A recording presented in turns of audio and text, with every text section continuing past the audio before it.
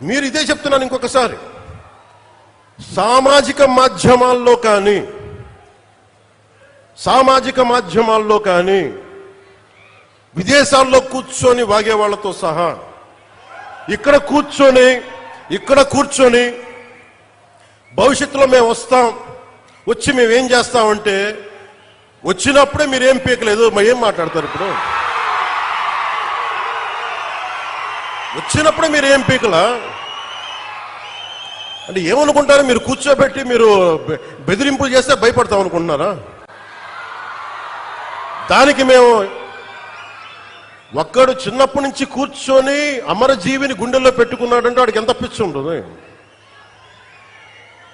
ఏ madness ఉంటే ఇలా వస్తాం మేము? ఏ అండదండలు లేకుండా పార్టీ పెట్టి ఇక్కడ దాకా వచ్చామంటే ఎంత కమిట్మెంట్ ఉండాలి నీకు? సమాజం మీద, దేశం మీద, రాష్ట్రం మీద, ప్రజల మీద.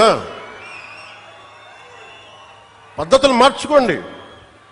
ఒక మాట అనాలంటే అలాంటి తప్పేం లేదు. డెమోక్రసీ ఇది, ప్రజాస్వామ్యం.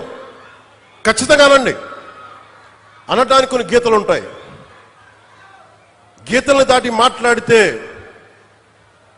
మీ చేతికి మళ్ళీ ముద్రలు వేయడానికి ఏముంది? అలా మాట్లాడే వాళ్ళు చెప్తున్నాను ఇప్పుడే. మీ చేతి మీద గీతలు తీసేస్తాం, అంత అరగదీస్తాం, గుర్తుపెట్టుకోండి.